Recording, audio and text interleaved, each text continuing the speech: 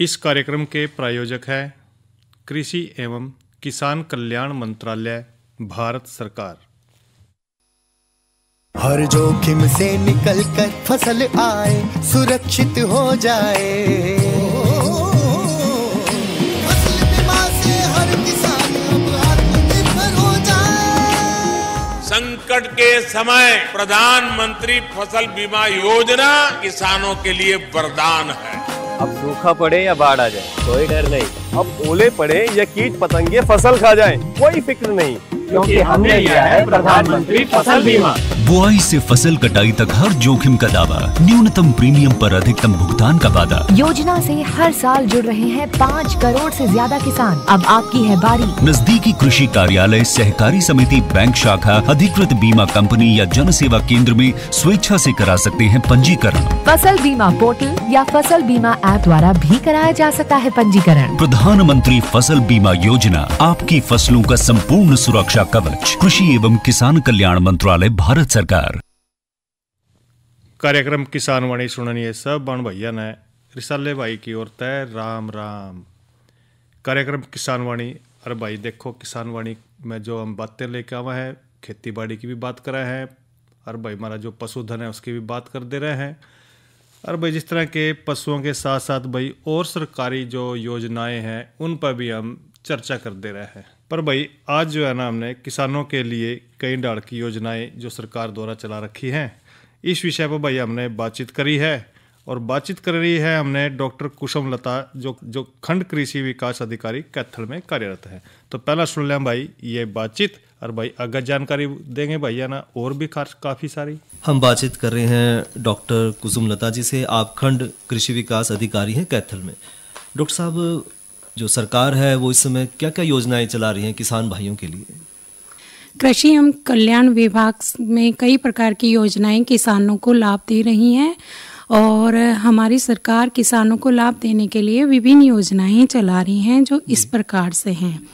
अभी हम शुरुआत में बात करेंगे प्रधानमंत्री फसल बीमा योजना जी।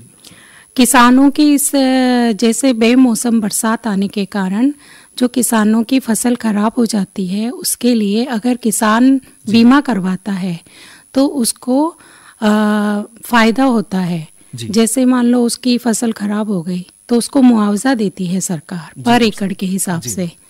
तो किसान को चाहिए कि अभी जाकर अपना बैंक में फसल बीमा जरूर करवाएं।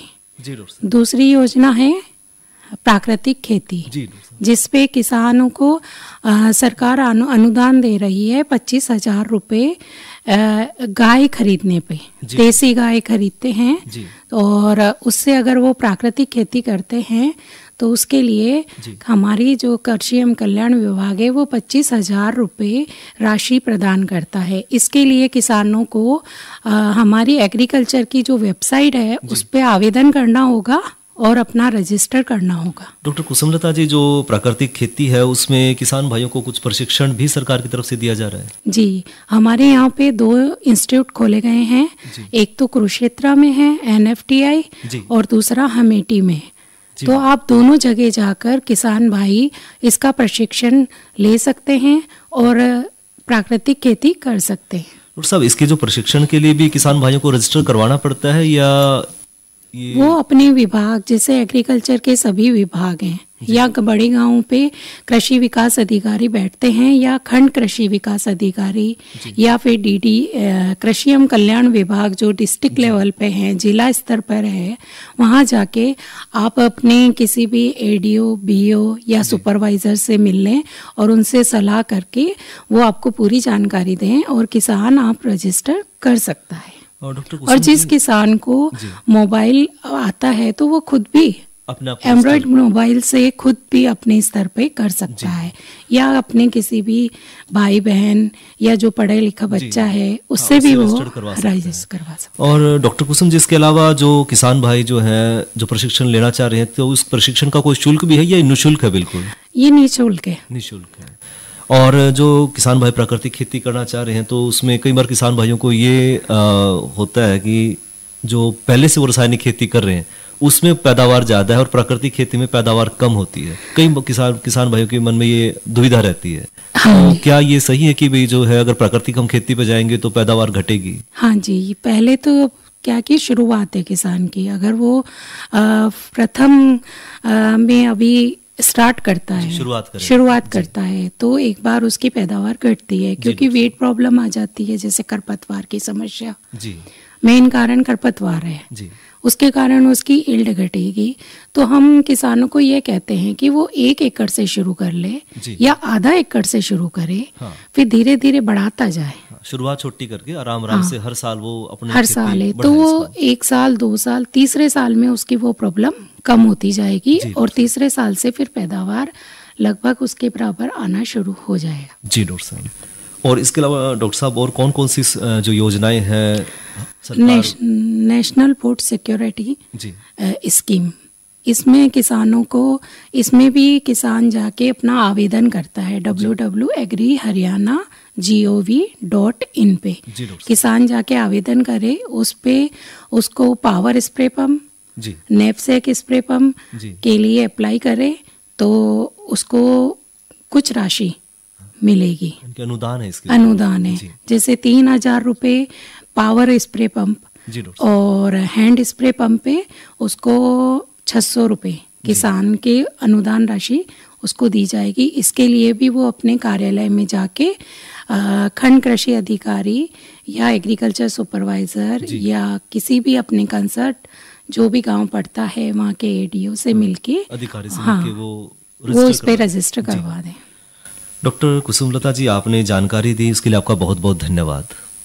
धन्यवाद जी आपका। ये तो भैया को जानकारी दी हमने कि भाई जो कई डाल की जो योजनाएं सरकार चला कर रखा है उस तक किस तरह हमारे जो किसान भाई हैं वो अपना फ़ायदा उठा सका है।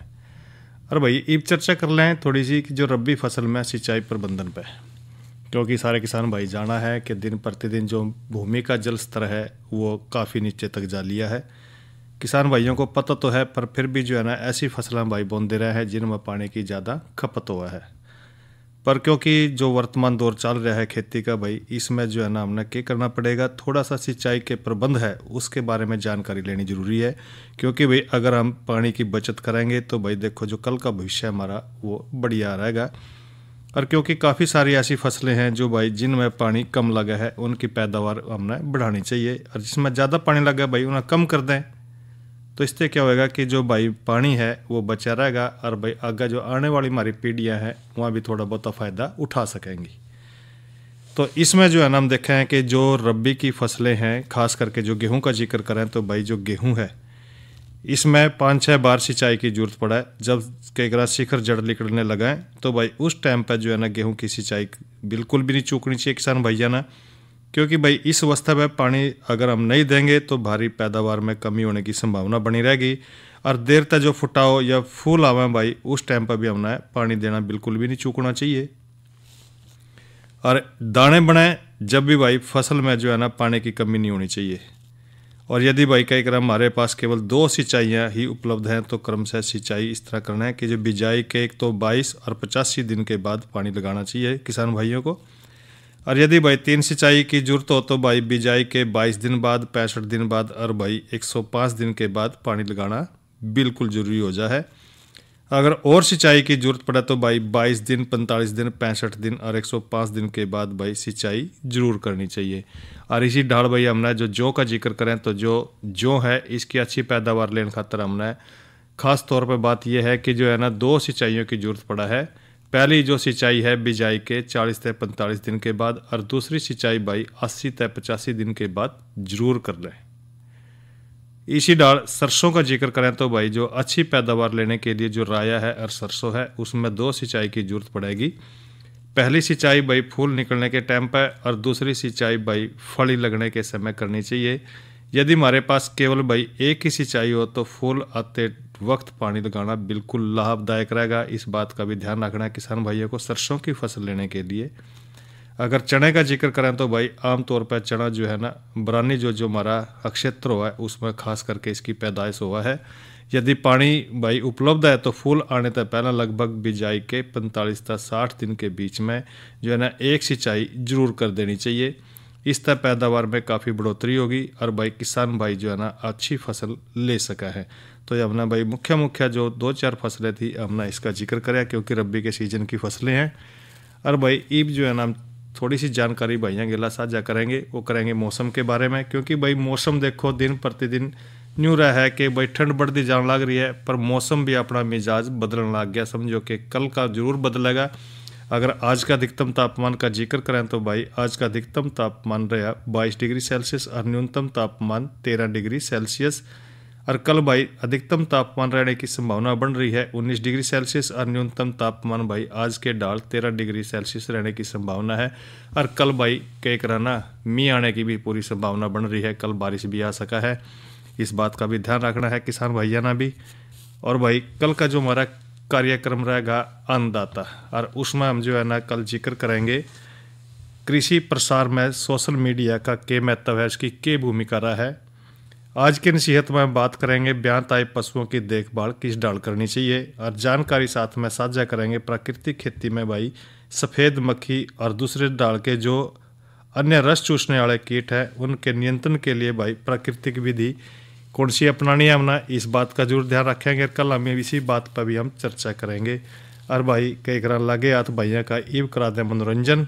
तो पहला सुन लिया ये लोकगीत और बाकी जानकारी भैया ने बाद में देंगे। ना लाया ना ले जय कठी च कितनी माया जर कर ले, खाली हाथ पड़ेगा जाना च इस धन ने सिर पे धर ले।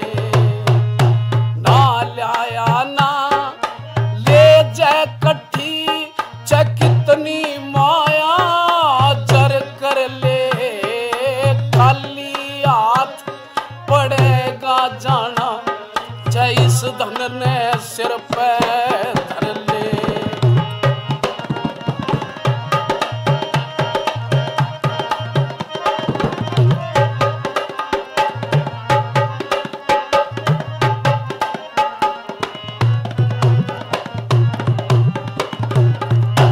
गौ धन गज धन और बाज धन चय रतन धन खान मिले, के देख देख के राजी हो रहा तने कुछ भी नहीं ले जान मिले। अंत समय तने मरी खोड़ पे 2.5 गज का धान मिले, रे पिलंग निवारी तज के मूर्ख तने लेटन ने शमशान मिले। पिलंग निवारी तज के मूर्ख तने लेटन ने, रे झूठ कपट छल बेईमाने ते च माया के छकड़े भर ले, खाली हाथ पड़ेगा जाना च इस धन ने सिर पे धर ले।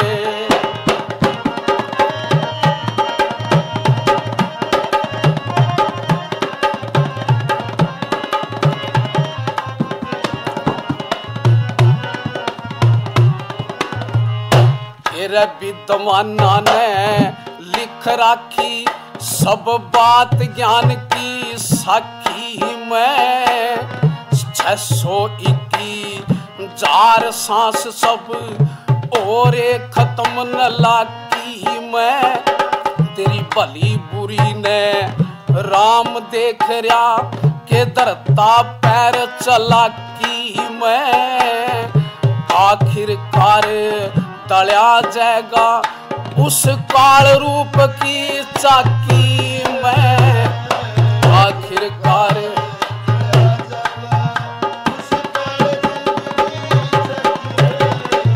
भय बिन जीत परीत नहीं तो ईसा गात में डर कर ले, खाली हाथ पड़ेगा जाना चाहे इस धन ने सिर पे धर ले।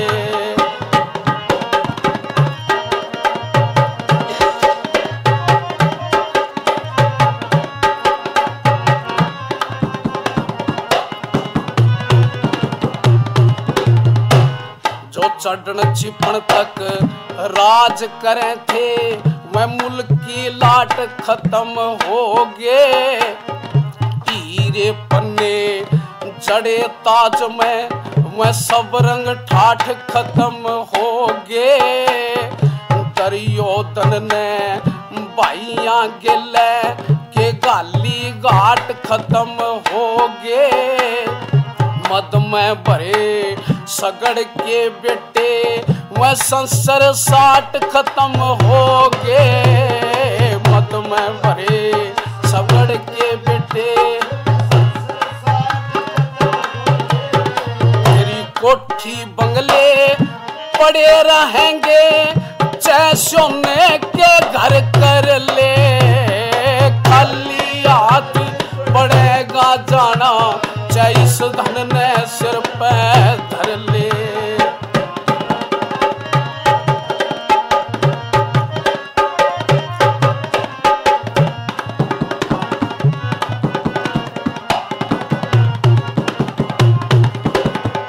भाई जो धरती ने तोले करते वह अर्जुन जोधा भीम कड़े। टोए तेना मिले निशानी वो गढ़ कोठ्या की नीम कड़े। सो मन में सोचे करता रावण की गई सकीम कड़े। अरे आखिरकार सांप ने खाया वो गया धनतर कीम कड़े। आखिरकार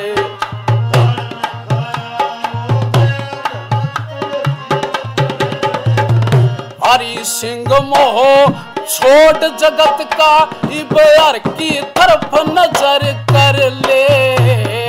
खाली हाथ पड़ेगा जाना, चाहे इस धन ने सिर पे धर ले। ना लाया ना ले जाए कट्ठी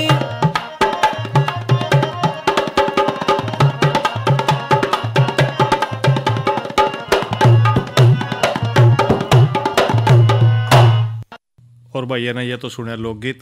और अब जो है ना भाई, नई फसल नई उमंग में बात करेंगे। बेल वाली सब्जियों की बिजाई में सावधानियाँ। बेल वाली सब्जियां तो भाई देखो ईब जो है ना, क्योंकि आगे आवेंगी और वहाँ हम कह रहे भाई अगेती आ जाए तो कह रहे खाने में स्वाद लगा है, पर थोड़ी महंगी जरूर हुआ है। पर भाई जद करेंगे ना, जद इनकी हमने बिजाई में थोड़ी बहुत ही सावधानियाँ बरतनी पड़ेंगी, क्योंकि अपना जो भारत है भाई, खास करके जो गर्मी की सब्जियां हैं बेल वाली फसलों, उनमें काफ़ी जो है ना महत्वपूर्ण स्थान रखा है अपने देश में। और जाडे की जो ऋतु है उसमें कद्दू वर्गीय सब्जी है या अगेती फसल लेने के लिए भाई खास करके न्यू देखने में आया है कि जो नदी के किनारे हैं ओड़ा इनकी खेती कर सका है, क्योंकि ठंड का मौसम हुआ है। और भाई के अगर ठंड से बचाव के लिए कई बार न्यू देखा है कि जो सरकंडे हैं उन्होंने खड़े करके आसपास में, ताकि जाडा ना लगाए हवा के ते बच सके फसलें। इनका कई बातों का ध्यान हमने करना पड़ा है। पर भाई जिस तरह जो किसान भाई है अगर बेल वाली सब्जियों की काश्त करना चाहे तो उन्होंने कई बातों का ध्यान इस तरह रखना पड़ेगा कि जो पॉलीथीन की थैली का प्रयोग किस तरह करें। वो भाई जो इस विधि में बेल वाली सब्जी है, इनकी जो बीज है, इनकी जो बिजाई है, उसके लिए जो पॉलीथीन की थैली है भाई, उसका माप लगभग 15 सेंटीमीटर लंबी, 10 सेंटीमीटर चौड़ी। जनवरी महीने में जो सिफारिश करे गए हैं समय से जो है ना 1 माह पहले जो है ना करी जा है। थैलियाँ का निचला भाग है उसमें 2 या 3 सुराख करके इसमें सड़ी गली गोबर की जो खाद है और भाई इतनी जो है ना मिट्टी उसमें भरला मिला करके, और इस जो मिट्टी मिलाई है उसको पूरा भरने के बाद थैलियाँ में 2 या 3 सेंटीमीटर गहराई पर अपना बीज लगाना है। और फिर जो है ना फुहारे गिला इसमें पानी देना है। ज़्यादा सर्दी से बचाने खातर भाई थैलियों को जो है ना अच्छे जो है ना कोई सुरक्षित स्थान देख लें, जड़ा जो है ना ठंडी हवा ना लगे ओढ़ा रख लें। और अधिकतर मोमजामे का छोटा जो कमरा है कई तरह झूपड़ी सी छैन सी बना लें, उसमें रख दें तो और बढ़िया रहेगा। और भाई जब पौध कई तरह 25-30 दिन की हो जाए तब जहाँ ये पौधा जो है ना आपने लगाना है उस खेत की तैयारी करनी है। सिफारिश करी गई है कि जो छोटे छोटे गड्ढे बना के उसमें 2-3 किलोग्राम गोबर की खाद, 70 ग्राम रासायनिक खाद और भाई जिस तरह के 20 ग्राम किसान खाद और भाई 40 ग्राम जो है ना SSP और 10 ग्राम म्यूरेट ऑफ पोटास डाल के उसमें मिलानी है। इस बात का जरूर ध्यान रखें। और थैलियों को भाई ब्लेड तक काट कर गाची सहित पौधे को खड्डे में रोप दें और उसमें पानी लगा दें। यह विधि बहुत बढ़िया रहेगी। इससे नहीं फायदा रहेगा कि जो एक तो अगेती फसल लेने में कामयाब रहेगी, सहायक रहेगी। पौधे की जो प्रति एकड़ जो सही गणना है वो कर सके हैं आप। और सीधी बिजाई करने पर खेत में काफ़ी जगह जो है ना बीज जामदानी या फिर चूहे चाहे हो जो खेत में भाई वो खा जाए, और जिस तरह जो है ना पौधों के प्रति एकड़ कम हो जाए। उनके पौधे जो लगाए हैं खावेंगे तो भाई ख़त्म होंगे, कम होंगे, तो इस करके भाई ध्यान रखना पड़ेगा, बीज की बचत होगी। और भाई एक बात हो रहा है इसमें लालड़ी ते जो है ना सुरक्षा कर सके हैं, क्योंकि जो बेल वाली सब्जी है आमतौर पर देखने में नहीं हुआ कि जो लालड़ी है ना काफ़ी पौधे की जो है ना बेल वाली सब्जियाँ काफ़ी दुश्मन हुआ है, उसमें लाग जा है। और 2-3 सच्ची जो है ना पत्ती की अवस्था में जब काफ़ी नुकसान करते हैं, जब जिस तरह की गो मध्य पत्ता लिगड़ना शुरू करे उसने खा जाए। कभी कभी तो भाई पूरी फसल को नष्ट कर दे है, यू खेत में ऐसा कीट है। यो एक बात हो रहा है भाई मोमजामी चादर का जो है ना प्रयोग भी कर सका है, क्योंकि कम तापमान के कारण बीज जमाव में भाई काफ़ी कठिनाई आवा है। और भाई बीज की जो बीज है हमने जो क्यारियाँ को जो है ना पॉलीथीन की चादर तक ढक दें, और बीज जमने के बाद जो पॉलीथीन है उसको हटा देना है। इस प्रकार भाई जो बोई गई फसल है मार्च के शुरू में ही फल देना शुरू कर देगी, और जिससे अगेती फसल आने पर अच्छे भाव आपको मिल सके हैं, किसान भाई इसका फ़ायदा उठा सके हैं। एक बात का और ध्यान रखना पड़ा है इसमें, क्योंकि जिस तरह के जो टिंडा है या घिया है उसके में MH के 50 ppm घोल का 2.5 ग्राम गर्म पानी में मिला लें। ये बात का ध्यान रखना। 50 लीटर साधारण पानी में मिलाकर 2 और 3 सच्ची पत्ती की अवस्था में पौधे के ऊपर छिड़काव करने तक जो अगेती और भाई कुल उपज में बढ़वार हो जाएगी। इस बात का किसान भाई जरूर लाभ उठावेंगे। बेल वाली सब्जी में भाई काट छाट का तरीका न्यू रहेगा। जो खरबूजे की जो हरी मधुपछेती किस्म में फलों की संख्या प्रति पौधा कम हो जाए, तो इस किस्म में जब जो बेल चलना शुरू हो जाए तो शुरू के 7 पत्ते के कोने से निकलने वाली जो छोटी छोटी टहनियाँ हैं कि शुरू में ही तेज कैंची तो उन्हें काट दें। तो ध्यान रखें कि इस क्रिया में भाई जो मुख्य तने हैं उसके ऊपर पत्तों को नुकसान हो जाए। खुराक ऊपर की जो शाखा है उसको मिलने के कारण जो है ना ऊपर की जो दूसरी शाखा पर अधिक मादा फूल आवेंगे और फल जो है ना अगेती और ज़्यादा मात्रा में आपको मिलेंगे। कई बार यूँ भी देखने में आया कि जो मुख्य कीट है जिस तरह के लालड़ी का जिक्र करें हमने, इस कीट की जो प्रौढ़ भुंडी है वो पीले नारंगी रंग की हुआ है, पत्तियों में जो है ना गोल गोल सुराख करके, और सुंडी क्रीम रंग के पौधे की जड़ों को काट कर नुकसान पहुँचा दे है। काफ़ी नुकसानदायक कीट है ये। और भाई एक बात हो रहा है इसमें, कीट का प्रकोप अगर मध्य मार्च या अप्रैल में देखने न मिला या मध्य जून से अगस्त तक अधिक ज़्यादा देखने में मिलेगा, और ज़्यादा प्रकोप की अवस्था में भाई छोटे पौधे मर जाएं और भाई दोबारा बिजाई करने तक की जो है ना नौबत आ जाए। इस तरह जो है ना किसान भाई जरूर ध्यान रखें इस कीट का। फल मक्खी है, यो भी घरेलू मक्खी की तरह हुआ है, लेकिन इसके जो पारदर्शी पंख हैं उनके ऊपर स्लेटी धब्बे और धारियाँ होंगी। ये कोमल जो फल हैं गुद्दे में जो अंडे देवा हैं और अंडे तक निकलने वाली जो मैगट्स मटमैला सफ़ेद रंग की बिना पैरों वाली और भाई के 12 मिलीमीटर लंबी हो जाए, जो गुद्दे को खाकर भाई फलों की जो गुणवत्ता है उसना खराब कर दे है।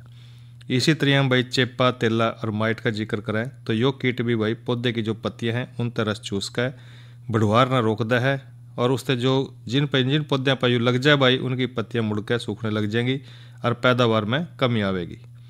तो भाई जो कीट लग गए हैं उनका थोड़ा बहुत रोकथाम भी करनी बड़ी जरूर होगी, क्योंकि जो लालड़ी है इसका प्रबंध नहीं रहेगा। या कई बार देखे हैं ब्लिस्टर बीटल के प्रौढ़ को जो है ना आरंभिक अवस्था में इकट्ठा करके नष्ट कर दें, या फसल कटाई के बाद खेत की गहराई जुताई करके भाई लालड़ी की सारी जो अवस्थाएं हैं उनको नष्ट कर देना ठीक रहेगा। और इसी दाल जो है ना भाई फल मक्खी के लिए 400 मिलीलीटर मेलाथियन 50 cc या 500 ग्राम कार्बेरिल 50 घुलनशील पाउडर को भाई 1.25 किलो गुड़ या सीरा उसमें मिला के 200-250 लीटर पानी में अच्छी डाल घोल के 10-10 दिन के अंतराल पर भाई प्रति एकड़ की दर तक छिड़काव करना। और रस चूसने वाले जो कीट है उनके लिए भाई 250 मिलीलीटर मेलाथियन 50 cc या भाई 200 से लेकर 250 लीटर पानी में मिला कर छिड़काव करना बड़ा जरूरी रहा है। तो भाई इस बात का भी ध्यान रखना है, क्योंकि जो फल वाली जो है ना जिस तरह के कई बार देखा है फलों को नुकसान कर दे हैं यहाँ, और इसका जो अगर आप भाई स्प्रे वगैरह करोगे तो ये सब्जियाँ बच सका है। और भाई जानकारी भैया ना दे दें अच्छे स्वास्थ्य के लिए मोटा अनाज। भाई देखो जाडे का मौसम आ गया, मोटा अनाज सारे खाने सोचा है, पर जो देखो भाई मोटा अनाज किस में जिक्र कर रहे हैं हम, वो कर रहे हैं भाई बाजरे का। मोटे अनाज ना बाजरा भी कहते हैं, और बाजरा भाई एक बहुत बढ़िया कई तरह खाने लायक जो है ना अनाज है, जो खास करके भाई सर्दी के मौसम में ही आवा है, और खाना भी सर्दी के मौसम में चाहिए भाई, क्योंकि इससे भाई जो है ना न्यूट्रिट सीरियल भी कहते हैं। और इसका जो सिर्फ पोषक ही नहीं होता इसमें, बल्कि फाइटोकेमिकल्स और भाई एंटीऑक्सीडेंट का भी एक समृद्ध साधन है। यो इसका नियमित भाई सेवन करेंगे तो हमारा जो स्वास्थ्य है बहुत बढ़िया रहेगा। इसके अलावा भाई बाजरे में कई विटामिन और भाई जो मिनरल हैं वो भी हुआ है, जिस तरह की विटामिन बी है, फोलिक एसिड है, आयरन, मैग्नीशियम, ये सारे के सारे तत्व भाई बाजरे में मिला है। और ये सभी पोषण के लिए भाई जरूरी हुआ है, क्योंकि सेहत के लिए फ़ायदेमंद रहा है। क्योंकि भाई बाजरा जो है ना कई तरह अपने देश में खाद्य पदार्थों की सूची में यो आवा है। इसका उपयोग भाई कई डाल के व्यंजन के रूप में भी कर सके है, जिस तरह के आजकल जाड़े का मौसम आ रहा है, इसमें बाजरे की रोटी बना सको हो, खिचड़ी बना सको हो, और भाई फोआ है, उपमा है, ढोकला है, इस तरह के जो खाने लायक जो चीज़ें हैं आप सर्दी के मौसम में इसका प्रयोग कर सके हैं, और भाई प्रयोग करके अच्छे स्वास्थ्य आप बना सके हैं। क्योंकि भाई इसमें कार्बोहाइड्रेट भी बहुत ज़्यादा मात्रा में मिला है, जो शरीर को जो है ना ताकत भी दे है, ऊर्जा भी दे है, और प्रोटीन का तो कई तरह भरपूर साधन है, जो भाई शरीर के लिए जो है ना मरम्मत का काम करा है, जो हमारे अंदर तय मरम्मत करता रहा है कई डाल की। और इसमें फाइबर का जिक्र करें तो भाई काफ़ी मात्रा में इसमें फाइबर भी पाया जाए है, जो स्वास्थ्य के पाचन को बढ़ावा दे है। तो भाई इस डाल जो है ना जो ये बाजरा है, ये भी एक पोषक तत्वों का काम करा है। और भाई किसान कॉल सेंटर का नंबर हम जिक्र कर दे रहे हैं, तो जिस तरह के कहें कि जो 1551 इस पर बात करके आप इसकी जानकारी भाई जो भी समस्या है खेती संबंधित ले सको हो। और भाई कई तरह इस कार्यक्रम के प्रायोजक थे कृषि एवं किसान कल्याण मंत्रालय, भारत सरकार। अरे अरे अरे क्या कर रहा है? इधर इधर इधर हम बोल रहे हैं तेरे बीजू का। उतला बोल रहा है? पक्षियों से तो हम खेत को बचा लेते हैं, पर इन घातक रसायनों से कैसे बचाएं? मतलब? देख बेटा, तू जो ये अंधाधुंध रसायन मिलाता है ना, मिट्टी की सेहत बिगड़ने लगी है। और जब माटी ही कमजोर पड़ जाएगी तो उपज कैसे सेहतमंद होगी? अरे पहले ऐसा नहीं था। पूछना अपने बड़े बुजुर्गों से, कैसे फसल लहलहाती थी, शुद्धता झलकती थी। हाँ, माटी भी तंदुरुस्त और लोग भी। अरे पहली वाली बात कहाँ? पर अब तो सभी डाले हैं। सब नहीं, आज भी लाखों जागरूक किसान परंपरागत विधि से फसल उगा रहे हैं। खर्चा कम और उपज की कीमत भी बेहतर पा रहे हैं। सच है? रे बेटे एक्सपीरियंस से बता रहे हैं, धूप में बाल सफेद नहीं किए हैं। हाँ ठीक है भाई, मैं भी आज से जैविक खेती शुरू करूंगा। माटी से प्रेम की परंपरा है, परंपरागत खेती। और इसी के लिए कार्यक्रम किसानवाड़ी यहीं पर संपन्न हो रहा है। भाई रिसाले भाई ना दो इजाजत। अच्छा भाइयों, राम राम।